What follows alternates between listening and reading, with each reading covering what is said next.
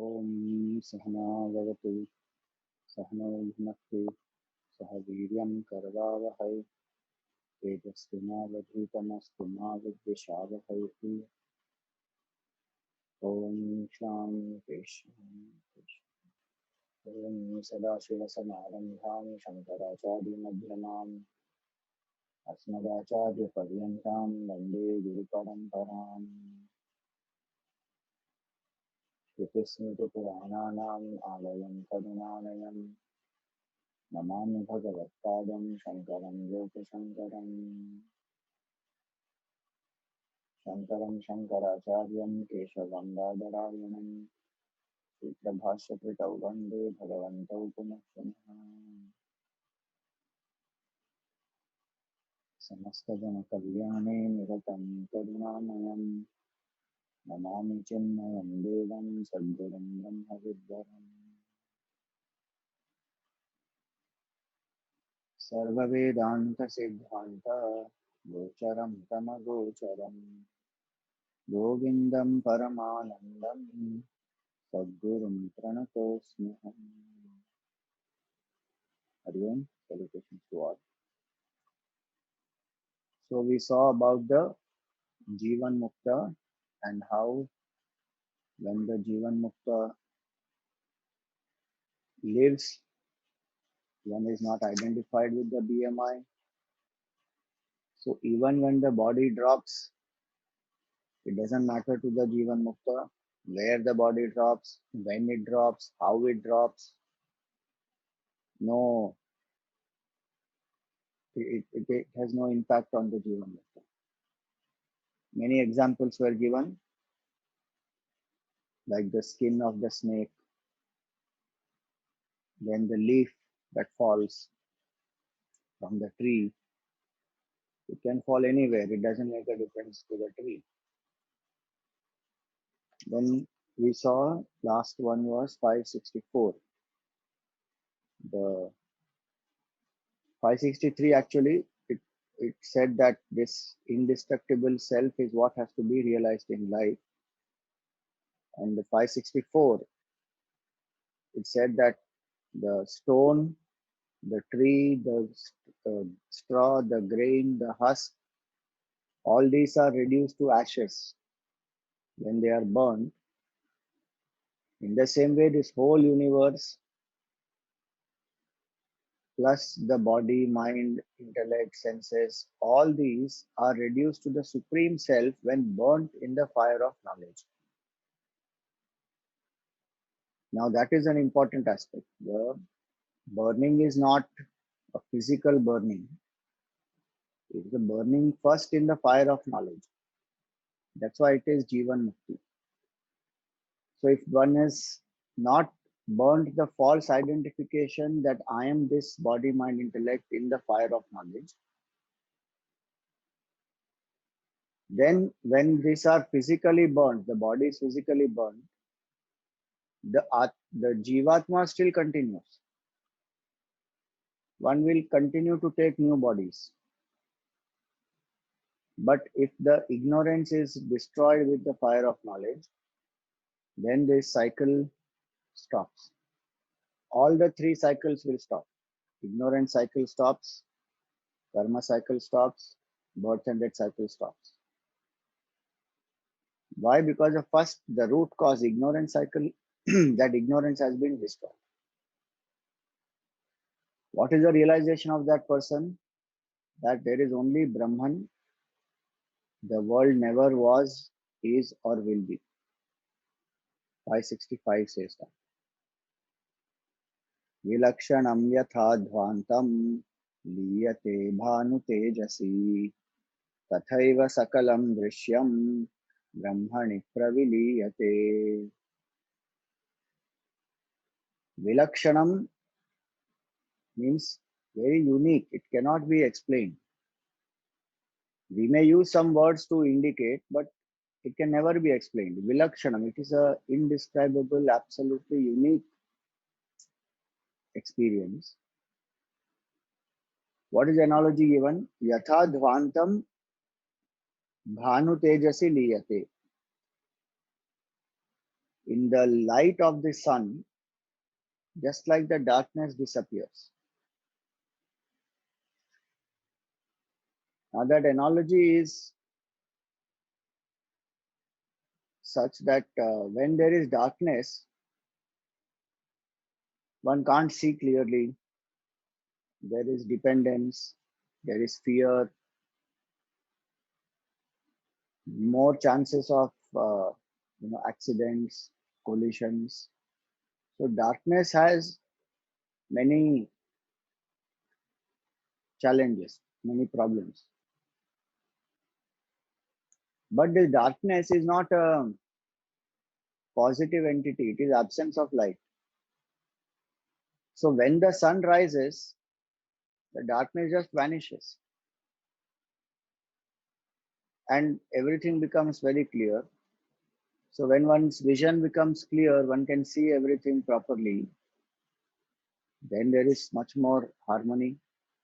Fear also is gone. One lives peacefully. So in the same way, just like the darkness is as though engulfed by the light, or the light completely destroys the darkness. In the same way, tathaiva sakalam drishyam brahmani praviliyate. This entire universe which is seen as though merges in the Supreme Self, Brahman. So the experience of the Jivan Mukta is not something that, at the time of realization, this is not, there's nothing, it is a blank, or it is a emptiness or a void. No, the experience is this entire dream, entire visible world, manifest world is actually Brahman alone. And that distinction of I am the seer, this is the seen, or that goes away. That's why it is Vilakshanam. It is very unique experience. Now the analogy has its own limitation, because darkness is absence of this light, and this light, when it arises from the sun, it dispels the darkness. Dispels the darkness, and light alone is everywhere. And in that light, one is able to see clearly. But here it is not that the world is dispelled. Here one realizes the shloka here says Brahmani praviliyate. The universe merges or vanishes into Brahman. Now, vanishes into Brahman, darkness is not vanishing into light. Darkness just disappears. Same way here. The analogy is not to say that, the world disappears because it's an absence of Brahman. No, that's the limitation of the analogy. The world disappears as a distinct state where we don't experience Brahman and we say this is the world. That ignorance goes away with the fire of knowledge that was said in the earlier shloka. So when that ignorance has gone away with this fire of knowledge, the cause of this world was that ignorance that disappears. So physically speaking, also in Samadhi Avastha, it disappears. Then when one comes out of that Samadhi Avastha, one may still see the world, but the reality that one had given to the world earlier, that is not there. One knows this is all Brahman alone. And there is no sense of separation that one feels like one felt earlier. I am the body, the world is separate. That sense of psychological sense of separation, that I am a limited entity, world is real, I am born inside this world, those notions are gone. That is, so the praviliyate is actually of the ignorance of false notions of the sense of psychological duality that we gave reality to, those get dispelled by the sun of knowledge. And yes, Samadhi Avastha, literally also it disappears. The world disappears. But otherwise, one can say that the ignorance goes. So the experience is completely different. Also, the analogy is to say that just like the sun rises gradually, it is not suddenly that sun rises and suddenly darkness disappears. There is a gradual rising of the sun and the darkness keeps dispelling accordingly. So there is a process up to a certain point in sadhana, which we have seen earlier as karma yoga, then upasana, then guru upasati, shravan, manan, nididhyasan. It's a gradual process. When through steady contemplation one's mind is tuned, then this samadhi avastha and then abidance will happen. So this is called the gradual liberation. But there are some who also believe in uh, instant realization. No gradual process. Suddenly one will realize. Vedanta is not supporting that. Vedanta is not saying suddenly one will realize out of nowhere. The ignorance is there, the thick layer of vasanas is there at the relative level. So it takes time to cleanse the mind. Suddenly it is not going to happen. By grace of some Mahatma or the blessings of the Lord, some experience may even come. It won't last. Nishtha, Atma Nishtha, what we say, it will not happen. That happens through the process. So that is the analogy here. You see, Gurudev has given in the last paragraph. Before sunrise, there is massive darkness all around, grinning its horrors and frightening all weak minds. As the sun rises, in the blazing light of the Lord of the day, the darkness gets completely wiped out. When one awakens from dream, the dream gets merged into in the waker's mind. In the same way, ignorance, avidya, and its consequent misapprehensions, Jagat, disappear in the effulgent light of the infinite truth. So they just disappear. Samadhi avastha gone. Ignorance also gone. So the duality also gone. So this is the realization, this is the state of the Jivan Mukta. Now when the body of the Jivan Mukta drops, then that is called Videha Mukti. Jivan Mukti is while living, ignorance is destroyed. So that was the earlier verses. Now when the body is dropped, then what has happened? Ghate nashte yatha vyoma व्योमैव भवति स्फुटम् तथैवोपाधि विलये ब्रह्मैव ब्रह्मवित् स्वयम्. Ghate nashte. So if there is a pot, now that there is space inside the pot, outside the pot. So it is called pot space, outer space. That division is actually created because of the pot. Ghate nashte. So if that pot is destroyed, vyoma vyomaiva bhavati sputam. The pot space as though merges in the outside space. There is no real merging happening because it was never separate. It is one only. From standpoint of pot, we say this is pot space, that is outer space. There is no two space actually, only one space. And it is not that space has got inside the pot and now when the pot is destroyed, the space goes outside the pot. Where will space go? Space is all pervasive. There is no going inside, coming outside.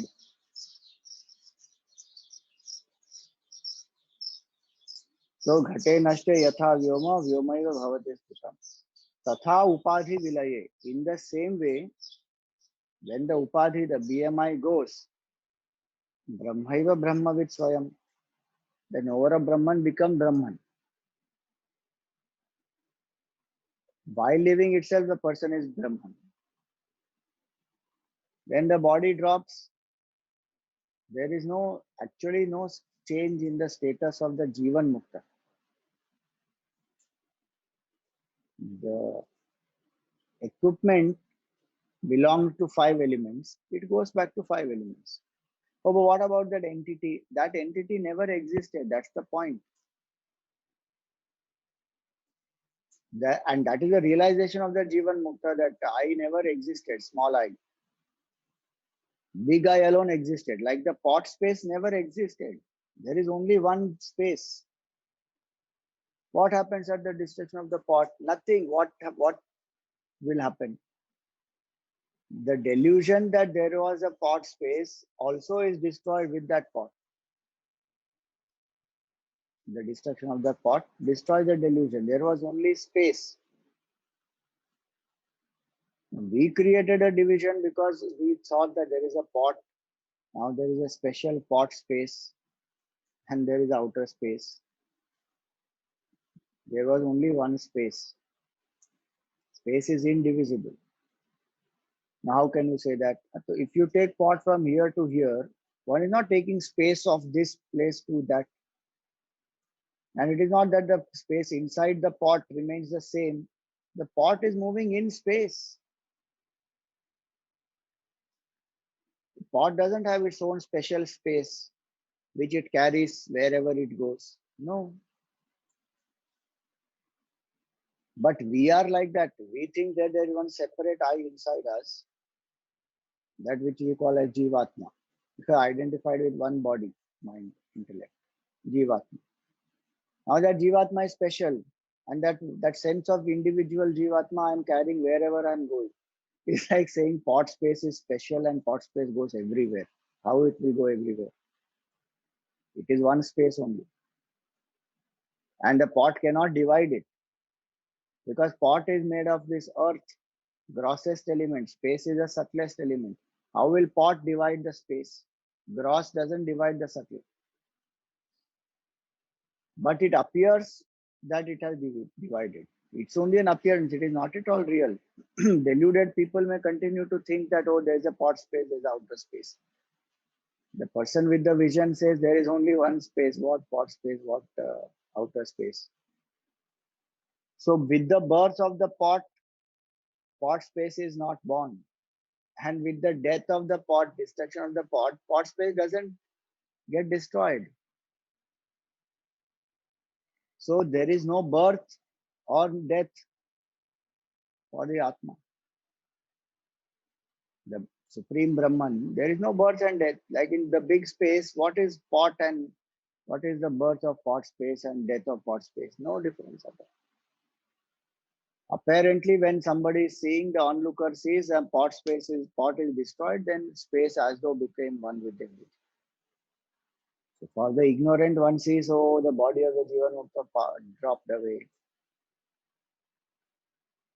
Nothing happens to the Jivan Mukta. While living only, Jivan Mukta realized that there is only one space, and I am unborn, unchanging, undying. I am that pure Brahman. So where is the question of any merger happening? That pot space inside merged into the outer space? Nothing. Now some people say that Jivan Mukta, after the Jivan Mukta dies, the Jivan Mukta gets much more power. It is ignorance only.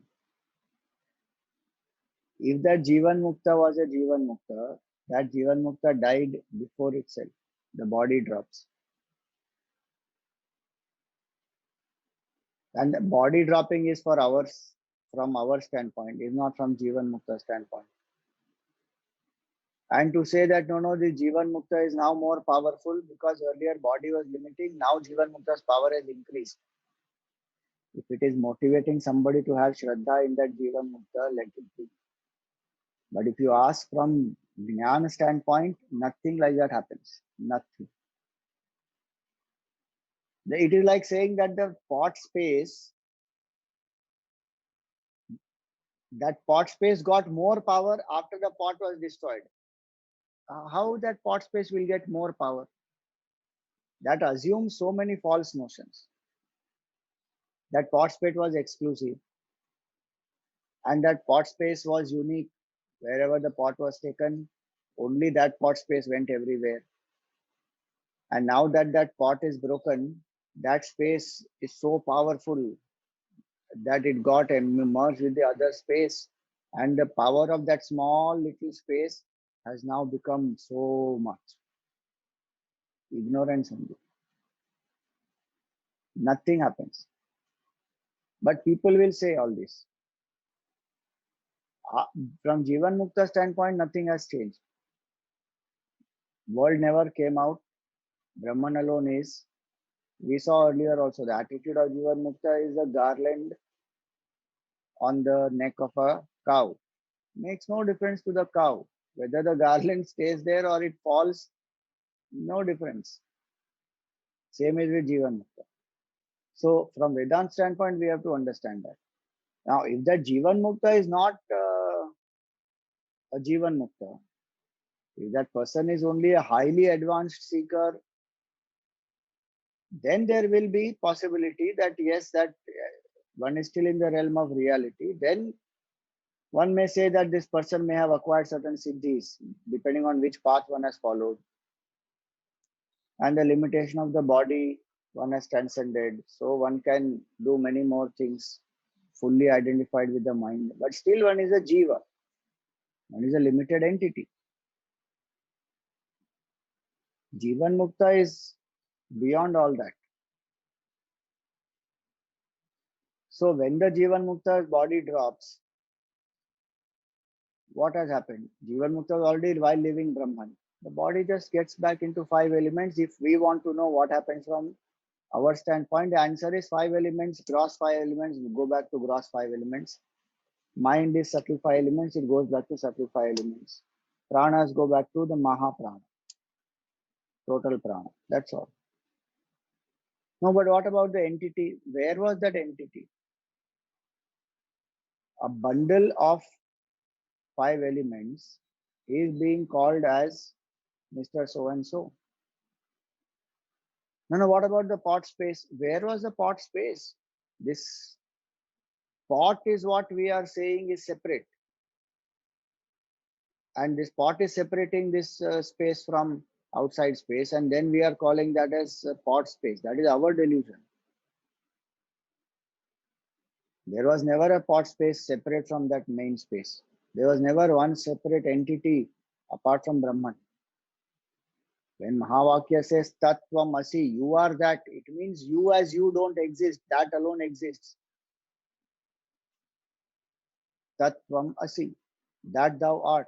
You are that, you are not this. That's what it means. Meaning this small entity never ever existed. It is not existing now also, and it will never exist in the future also. The snake never came out of the rope. No, but you know the vision of the rope, the snake disappeared into that. That you may say colloquially. But the fact is, snake never came out of it. Snake was never there to be seen, and snake never went back into it. There was only the rope all the time. That's all. So if somebody says that no, this Jivan Mukta has become more powerful now, okay, we don't need to break their Shraddha. If their Shraddha is there, that my Guru has become more powerful, till my Guru was in the body, there was a limitation, but now that the body is gone, the Guru's grace has become much more. Okay, believe it.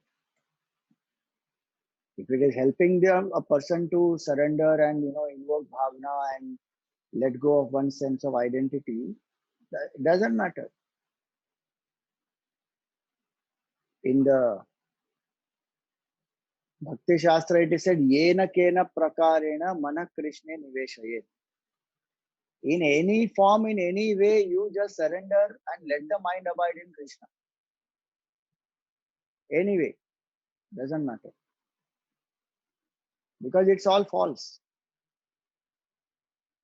So in the relative reality, anyway, that whole relative reality is false. If something is helping a person to transcend that relative reality, why should we break it? No, but that is not the truth. That person is in delusion. That delusion is better than the delusion that I am the body. So in delusion also there are levels. Some delusion can help us to come out of the delusion itself. This is one type of such delusion. Like all experiences of the dream cannot be compared equally. There will be some experience which makes that person wake up. It may be a shocking experience. One is sweating when one wakes up. It may be a pleasant experience.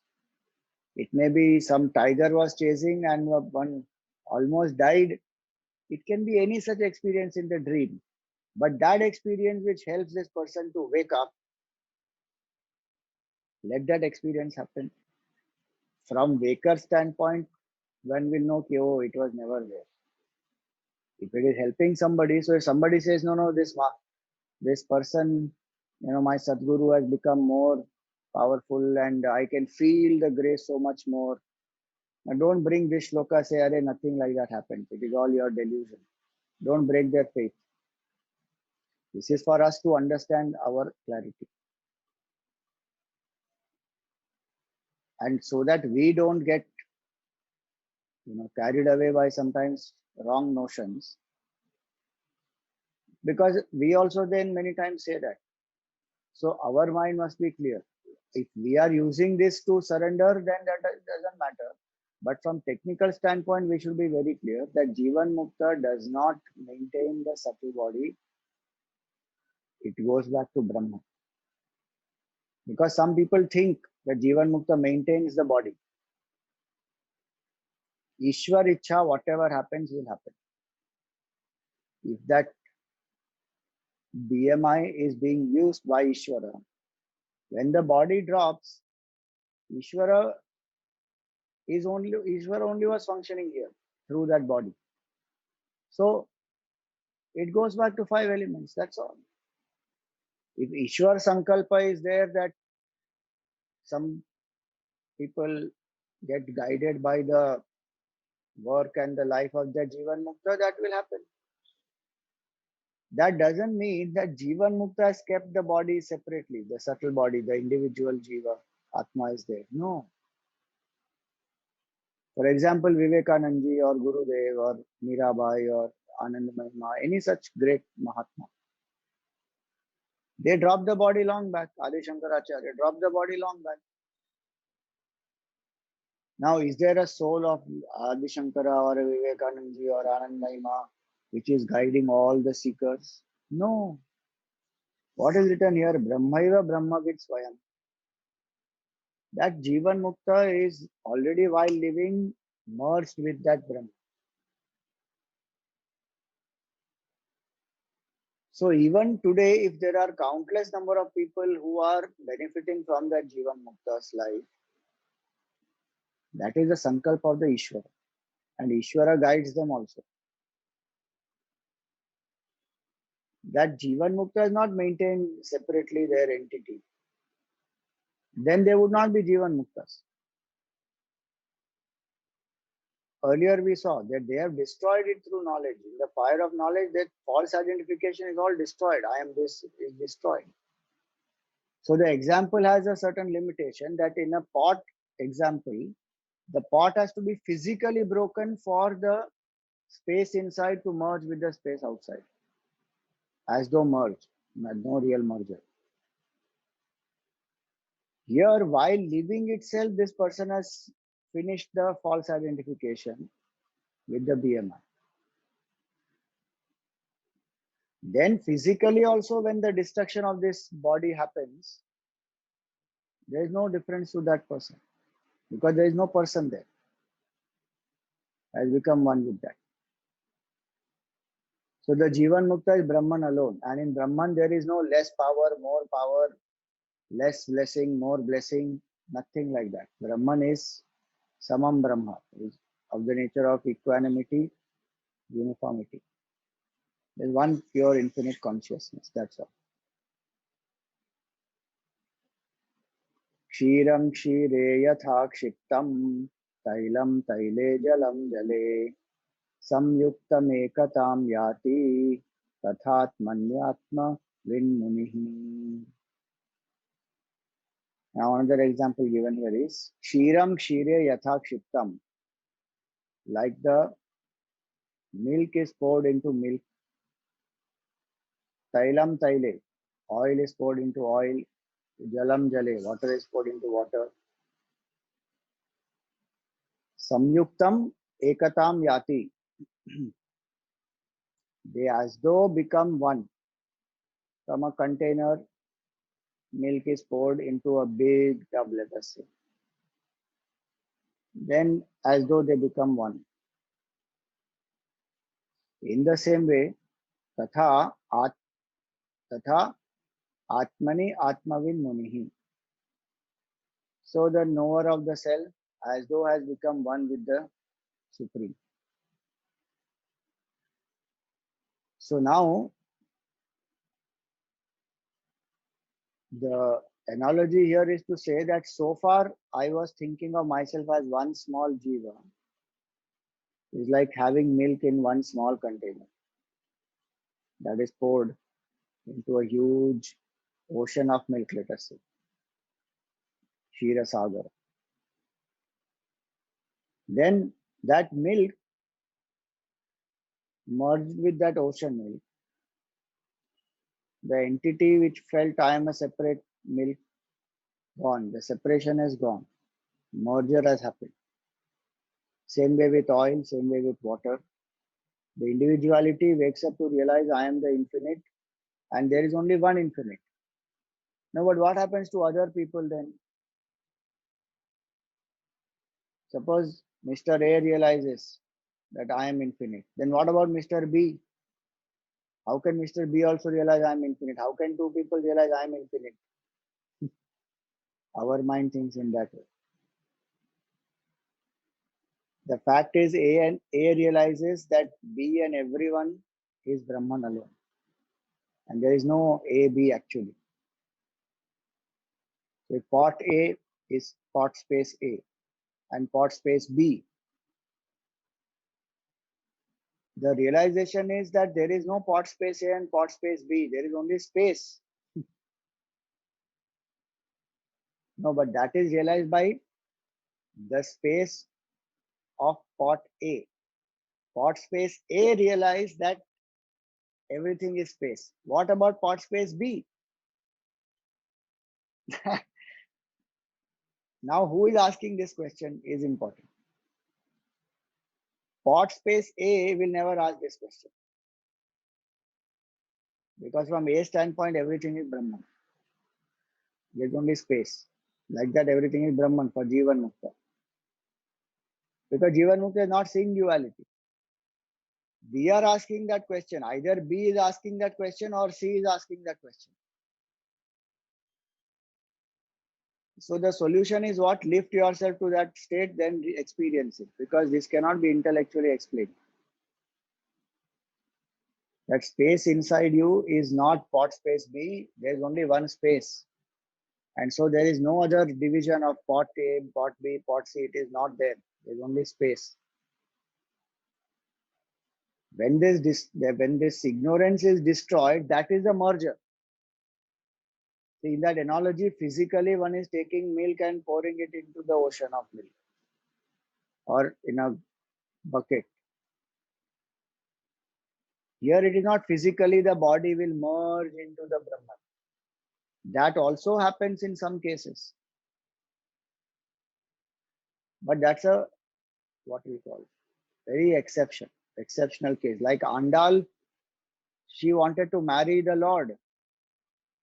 And she said, Sri Rangam temple, I will marry Lord Ranganatha Swami. He is my husband. And Vishnu Chitta himself is a great Alvar. Her father is a great Alvar, devotee of Lord Vishnu.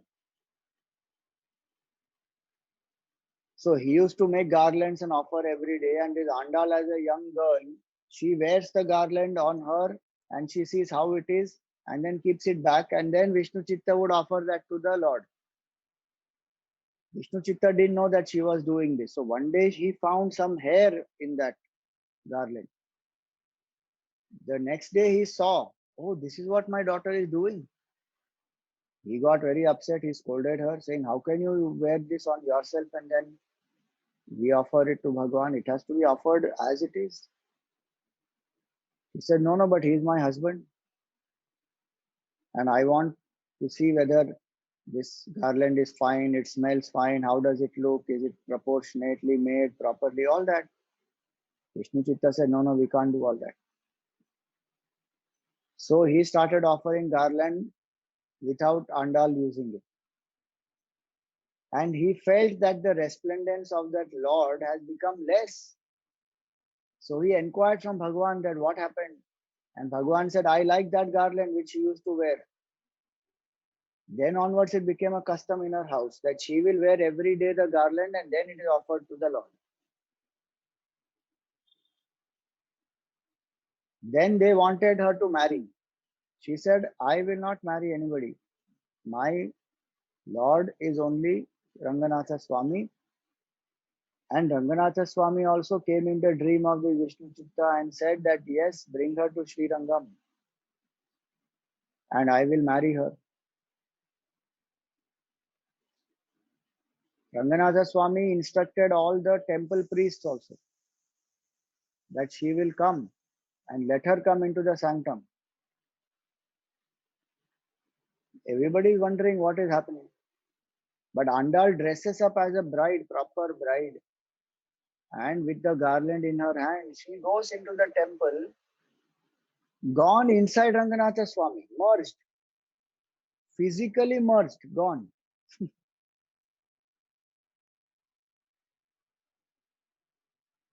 Then everybody heard some Akashvani that Andal has come to me and our marriage is complete. I have accepted her. So many people think that Andal is actually an avatar of Lakshmi Devi. So the point is, that is an exceptional case where physically the body merges into the Lord. How is that possible? Why it is not possible? Anything is possible. Bhagwan's Srishti it is. Bhagwan's will, anything is possible. If the world can be created, then inside the world, one devotee getting into Bhagwan, what is the problem? If you are saying how is it possible, then you should ask logically how did the changeless produce the changing world? From there itself, the logical quest should start. So that's an exception where physically also, just like the milk is poured and it becomes one with the whole bucket of milk. But otherwise, it actually means is not physically the oneness is happening. The destruction of identification is the realization of oneness. And then when the body actually drops, then the elements go back into elements. That happens. But there is no Mr. So and so. That entity is not there. That was realized that it was never there while living itself. So that's the analogy here. Kshiram kshire yatha kshiptam. Tailam taile jalam jale. So this is called the Videha Mukti. So if somebody says that, this Mahatma said that after 500 years, his Samadhi will become more powerful. After 200 years, the Samadhi is much, much more powerful. From the Jivan Mukti standpoint, none of that will happen. From Bhakta Shraddha standpoint, let it happen. If the Bhakta feels that my Guru Samadhi is very powerful today, more powerful than it was 100 years ago or 10 years ago, let that Shraddha be there. Why should one break that person's Shraddha? No need to break. No, but that Jivan Mukta only said, while he was living only, he said that my Samadhi will become much more powerful. So when you visit me, you will be blessed much more. Then what does that mean? What that means is, this example, if you take the cup of milk, from that cup of milk, when the milk is poured into the huge bucket, then what happens? That milk is already merged. but that vessel has some surface tension. No? In that, some milk will still be there. If that milk is pleasing somebody, let it please. The real milk is the milk which was already there in it, full milk, that is already gone into the main one. See, that also we are explaining this analogy because if somebody says, my guru told like this, that my samadhi will become very powerful, or I will be reborn in such and such place. There is no rebirth for a Jivan Mukta, please. If that person is a Jivan Mukta, rebirth is not happening. Avatar, okay, that is Bhagwan's avatar state. Then why we have to say Jivan Mukta is separate from Bhagwan? No. Jivan Mukta is one with Brahman. Brahma, the Jivan Mukta realize I am one with Brahman. So then the Jivan Mukta may take avatar again. That nobody denies. And even if the Jivan Mukta said ki my samadhi will become more powerful or I will be known much more, that is from a relative standpoint, the Jivan Mukta said to inspire people. At the relative plane, there may be some ways to inspire, the Jivan Mukta also said. But from knowledge standpoint, it never happens. That one should be clear about. Because then otherwise it's not Jivan Mukti.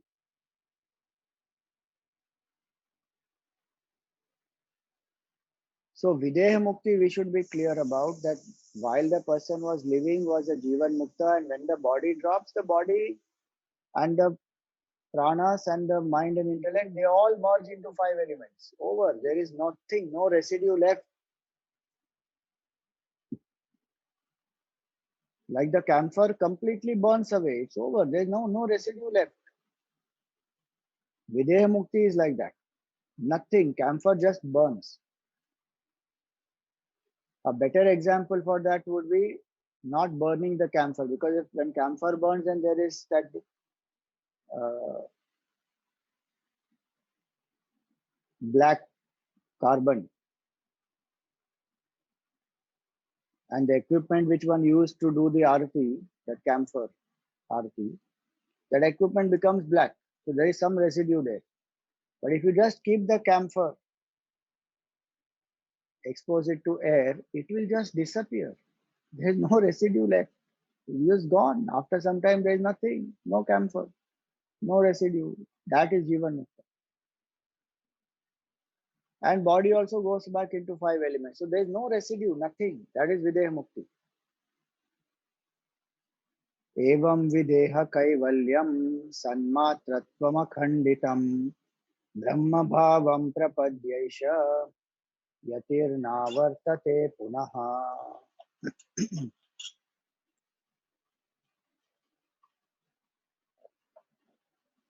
एवं विदेह Kaivalyam. This is called Videha Mukti. Sanmatratvam akhanditam. There is unbroken awareness of absolute self, even when the body has dropped. Brahma bhavam prapadya esha. Having discovered that supreme reality of Brahman, yatihi na avartate punaha. That wise person is not born again. So if somebody has said, I will take birth again in such and such place, such and such time, that relative plane they may have said. If they are Jivan Muktas, nothing. They can't, they will not be reborn. Because seed of rebirth is ignorance, that is destroyed.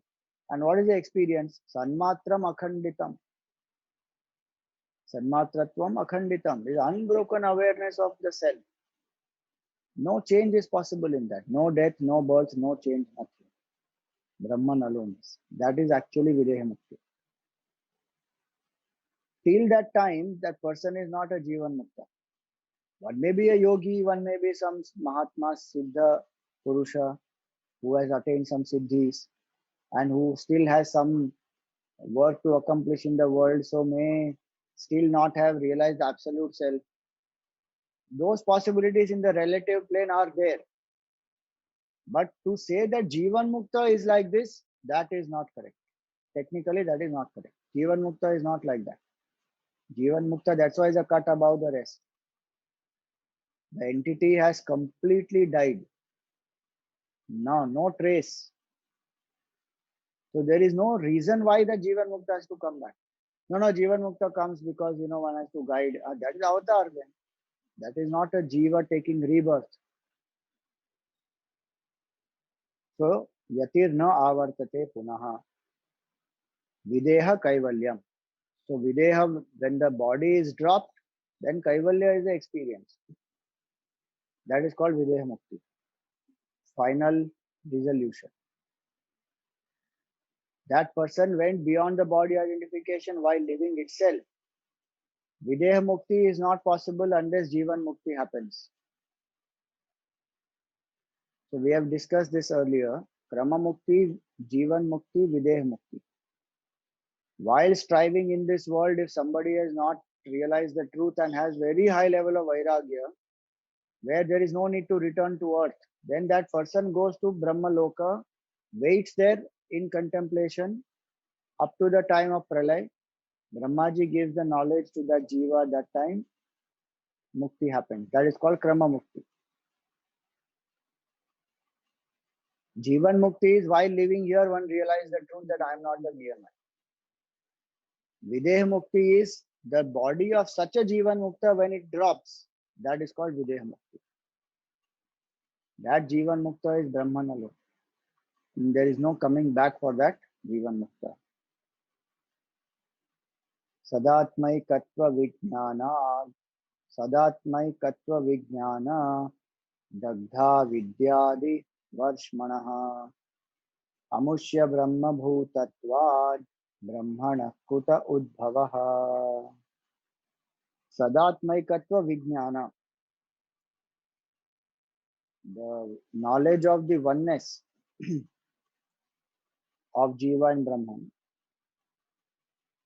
Dagdha avidyadi varshmanaha. That has destroyed ignorance and all the other bodies. Meaning causal body gone, subtle body and gross body. Amushya Brahma Bhutatva.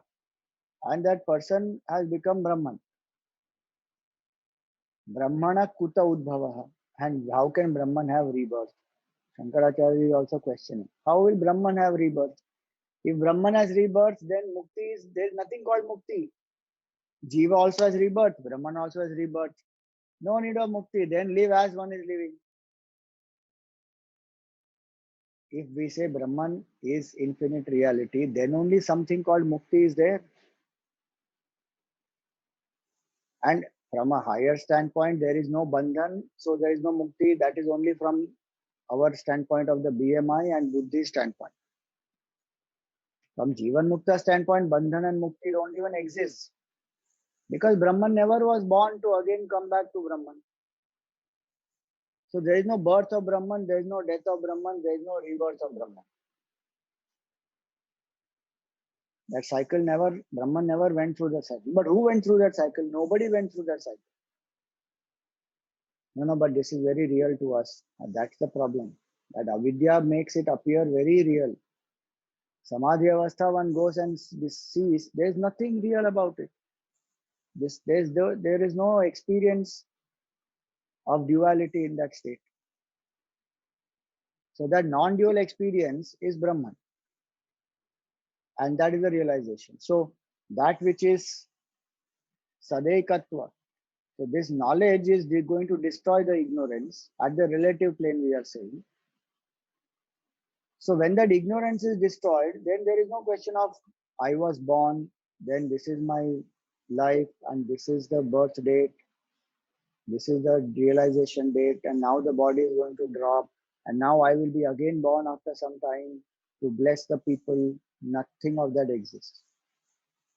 Where rebirth for Brahman? Brahmana Kuta Udbhava. See in this commentary, Gurudev, somebody says, Swamiji, how was it first born? Gurudev replies, it never was. Then what am I today? Nothing. Maya. Then why should I struggle to realize? Don't struggle, just be it. If you think you are other than it, then then struggle by all the means. But we know that you are not, for you are nothing but Brahman alone. So if we feel we are the Jiva, then struggle to realize I am not the Jiva. But when somebody has realized I am not the Jiva, then they know that there is no birth, there is no death, there is no change, there is no rebirth, nothing. One is free. That is the state of Jivan. Maya kriptau bandha mokshau nasta swatmani vastutah yatharajyau nishkriyayam sarpabhasa vinirgamau. Now Maya kriptau bandha mokshau. This bandhan and moksha also is imagination of Maya. Nastaha swatmani vastutah. They don't exist in the Atma. Like the pot, like the space can never be cut into pot space and outer space. There is no division like that. From space standpoint, it never got divided. From pot standpoint, we say, okay, now pot space is born when the pot is created. And you destroy the pot, oh, now pot space is merged. No, no bandhan. The pot space is a bandhan, and when that is destroyed, now there is mukti. No, there is imagination. Maya kriptav bandha mokshav nastah swatmani vastutah. Yatha rajjav nishkriyayam. In that rope which was always lying there, actionless, motionless, sarpa abhasa vinirgamam. Abhasa, the appearance of the snake, and vinirgamam, the disappearance of the snake, is both an illusion. It never happened. What never happened but appears to be, that is called Maya. That's why the first word, Maya kriptav. What is not, but still appears to be. That's why the only way to explain that Gurudev said earlier is Maya. No, but how this happened? It never happened. Oh, but I'm experiencing it, then it is Maya. What never happened, if you are experiencing, that is called Maya. Simple. So Bandhan and Mukti also imaginations of the mind.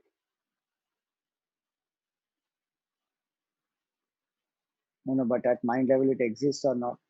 Okay, mind level it exists. From Jivan Mukti standpoint, it doesn't exist. And that's the only real standpoint. The mind level is Maya, it's illusory. That's why Gurudev used to say, mind alone at play is Maya. Maya is not outside. We generally think Maya is outside. And we blame people also. We blame the spouse. The spouse is a Maya, Putra is a Maya, Dhana is a Maya, Yauvan is a Maya, Kirti is a Maya. It is nothing outside. It is here inside in the mind. So many great saints, they also had wives. Eknath Maharaj, he went to the temple and he prayed to Bhagwan.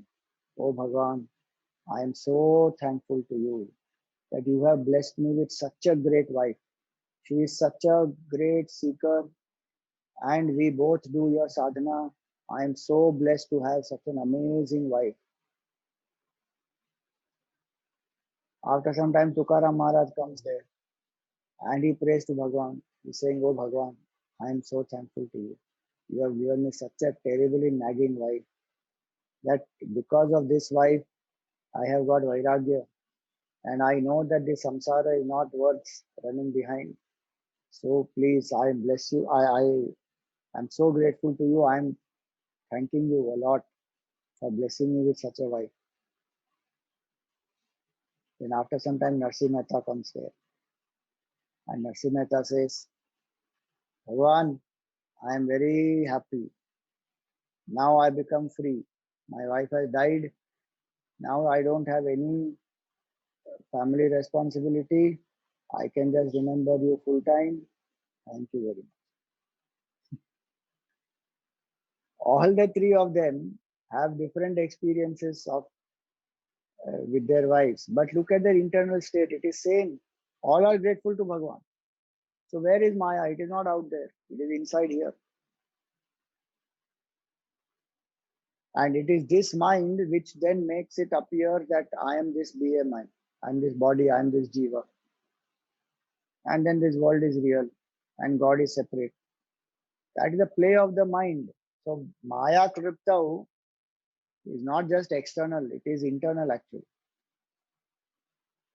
Maya Kriptau Bandha Moksha. The I am bound is a notion here and I am liberated also is a notion here. Jivan Mukti is beyond bondage and liberation.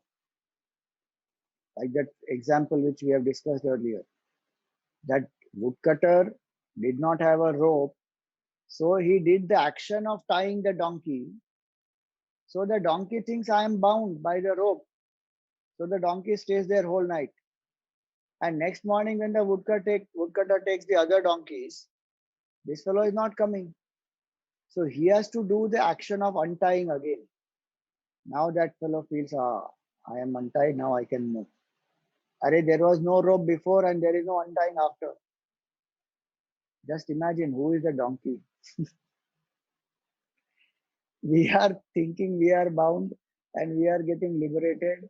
There is nothing called Bandhan and Mukti from Brahman standpoint, and we are that Brahman.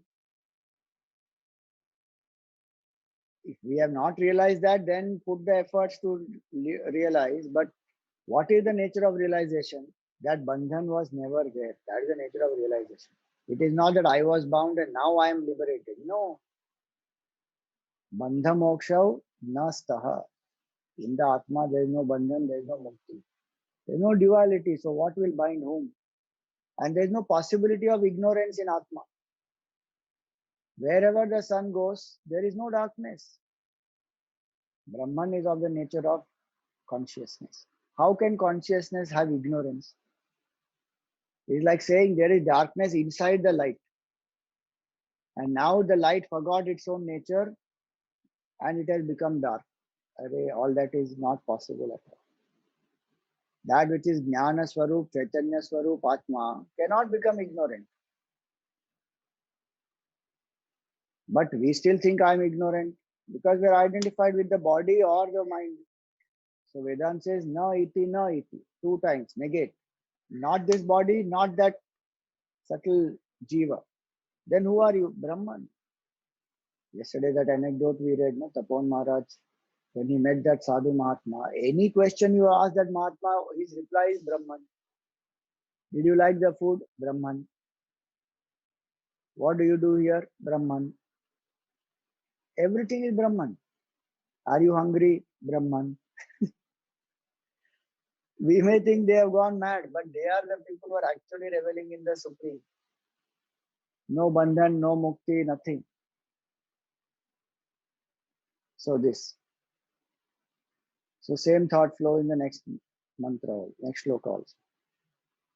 Avritte sadasattvabhyam vaktavye bandha mokshane navritir brahmana kachit anya bhavad anavritam yadyastya hani syad dvaitam no sahate shrutihi.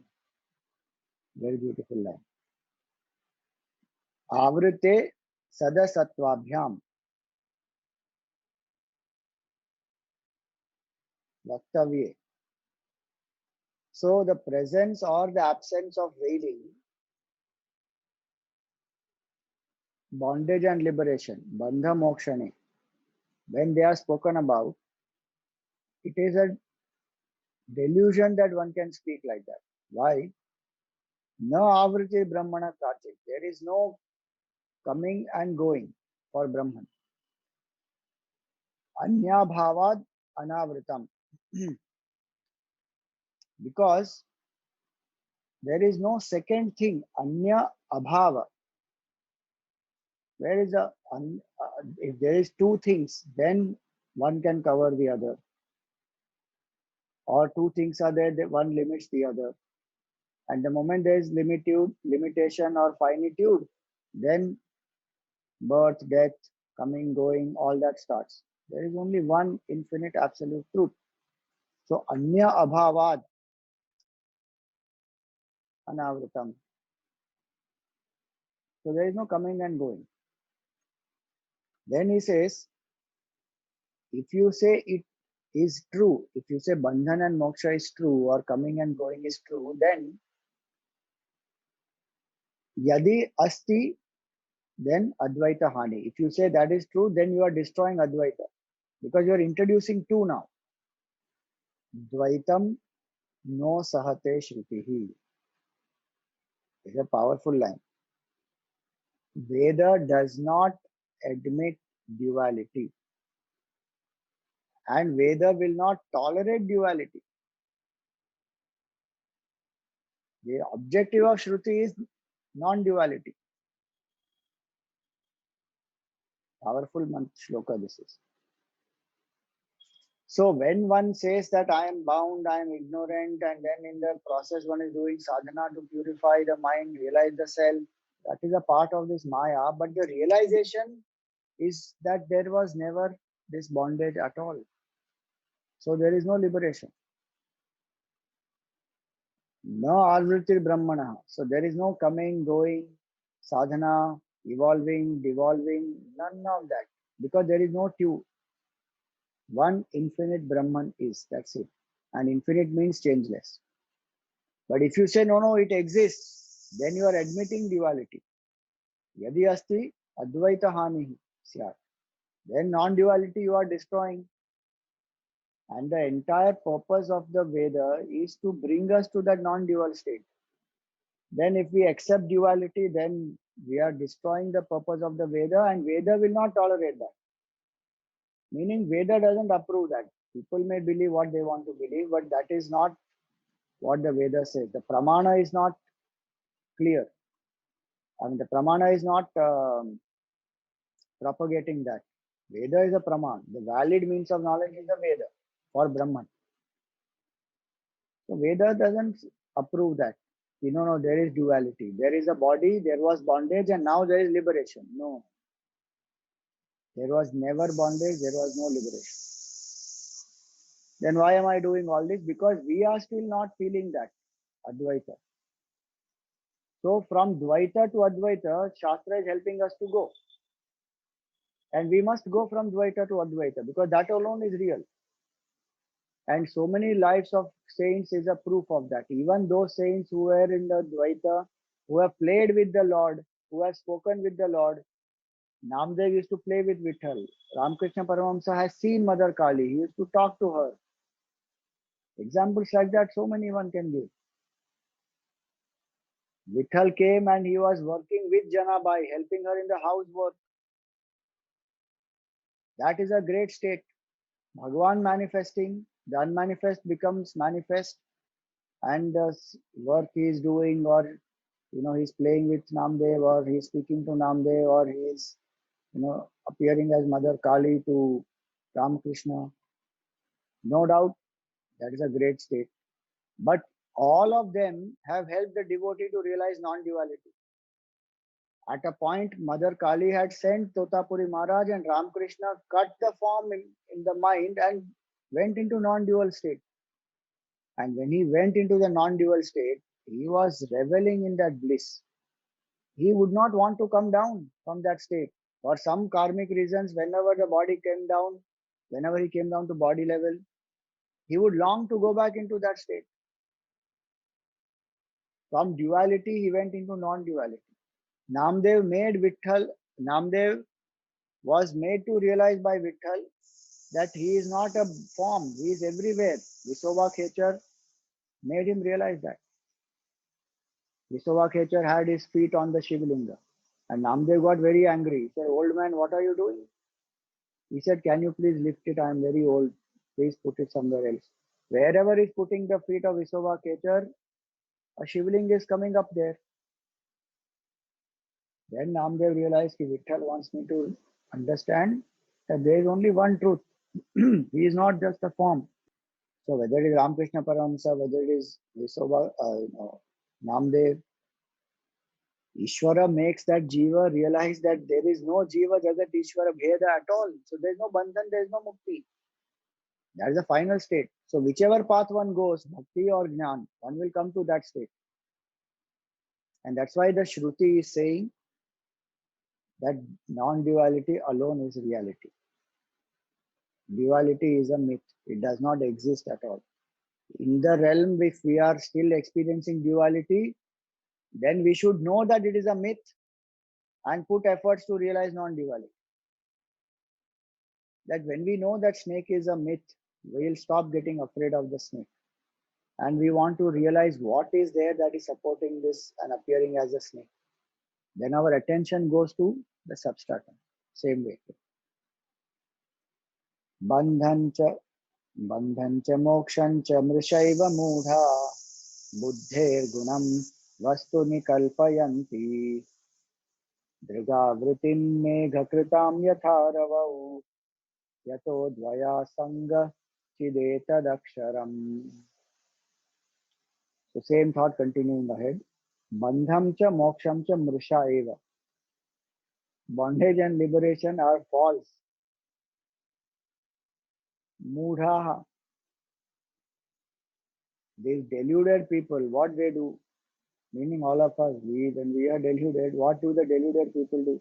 Buddher gunam vastuni kalpayanti. This bondage and liberation are concepts of the buddhi.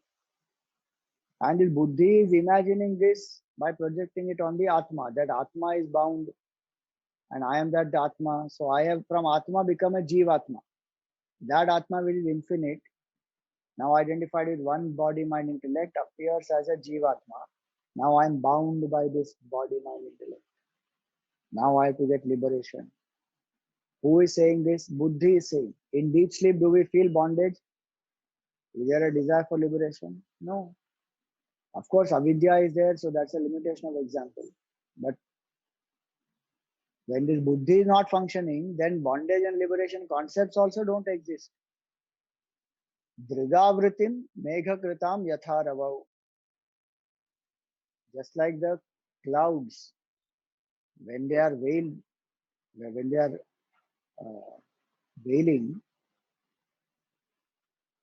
meghakritam yatharavav. Between us, the seer and the sun, the veil of clouds as though comes. Yato advaya sanga chideta daksharam. So the cloud is not veiling the sun actually.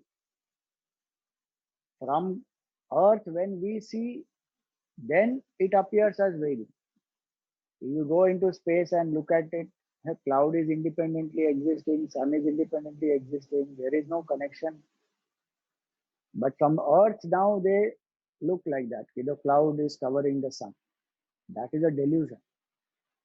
In the same way, identified with the body, Atma appears as covered, and then when the cloud moves, Atma appears as, the sun reveals itself. So Atma appears as though it is revealed in realization.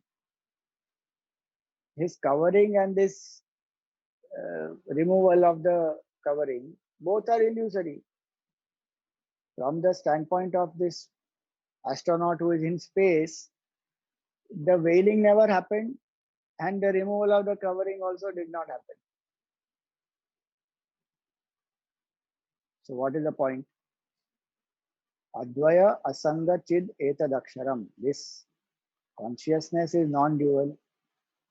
Advaya. Then asanga, it is completely detached. Meaning nothing can affect it. No bondage, no liberation will affect it.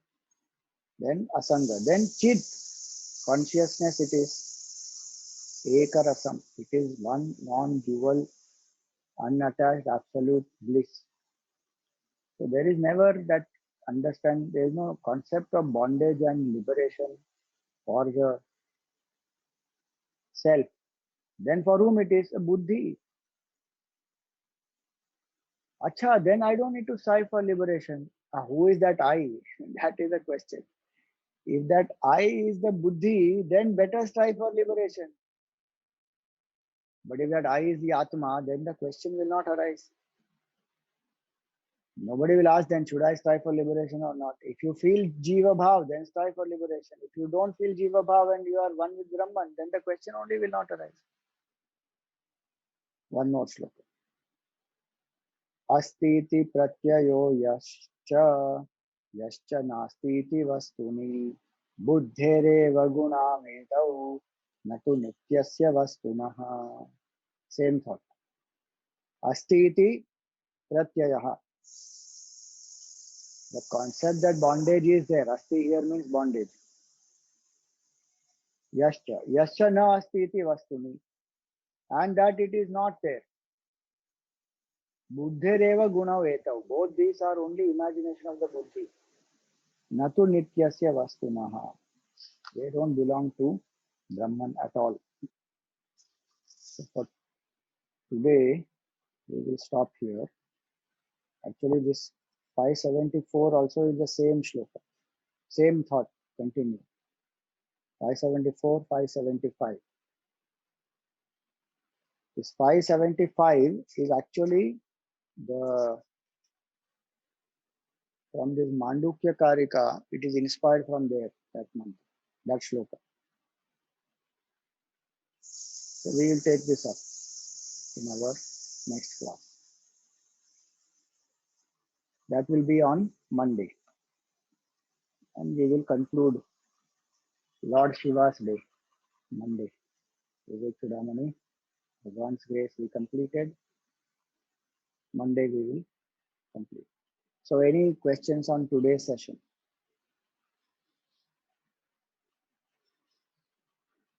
You have to raise your hand. Yes, Nitaji. Hari Om Swamiji.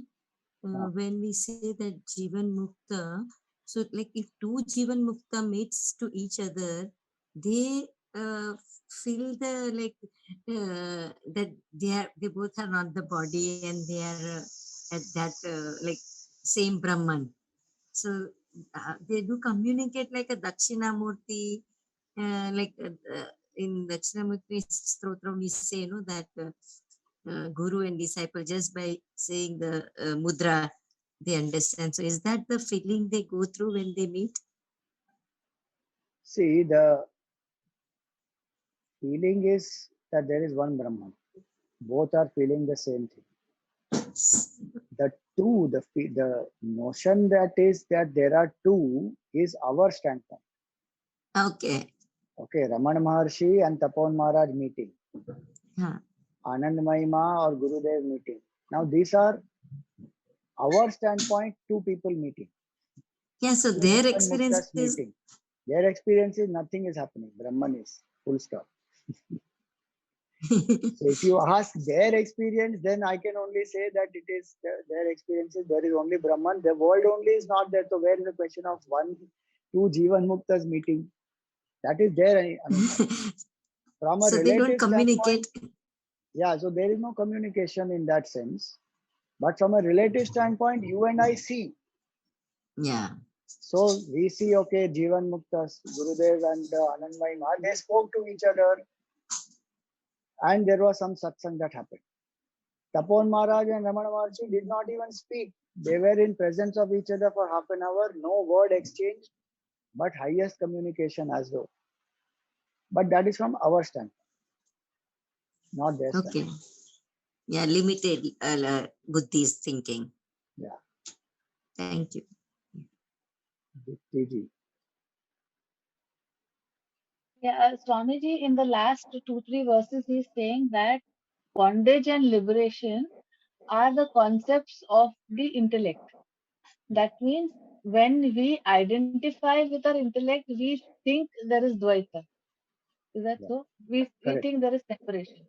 Correct. So only when we cease our identification with the intellect, we will be able to realize. And that is only through sadhana. Correct. So sadhana is that to remove the false notion that I am the jiva, which is there in the buddhi. Then one realizes, oh, this never happened. So constant Shravan, Manana, Nididhyasa on this will help us to understand. Yeah, that will help if I am ready for it. If I am not ready for it, then I have to supplement it with Karma Yoga Sadhana and Upasana. Those who are ready for it, they drop Karma Yoga and they drop Upasana also. And they only steadily contemplate on the Mahavakya or on the pointers of the self.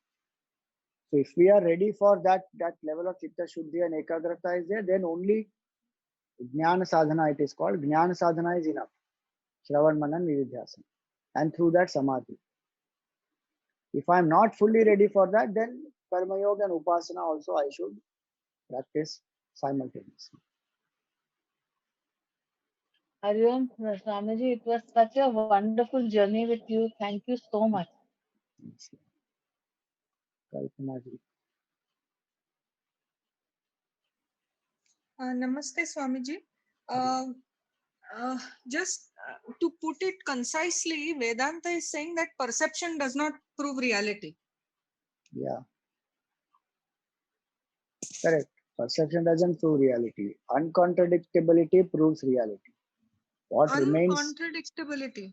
Okay. Yeah. What remains uncontradicted in 3 periods of time, which remains changeless and non-negatable in 3 periods of time, that is called reality.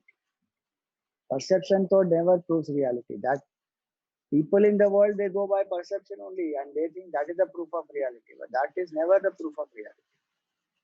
That is just a perception. That's all. And perception can be very different. For each jiva, perception is very different.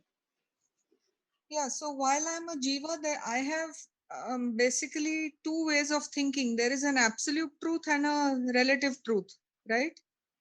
Yes, from jiva standpoint, yes, 2 levels, absolute and relative. Okay, thank you. Om Purnamada Purnamidam Purnat Purnamudachyate Purnasya Purnamadaya Purnameva Vashishyate.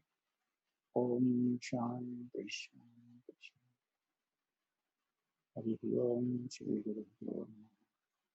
Hari Om.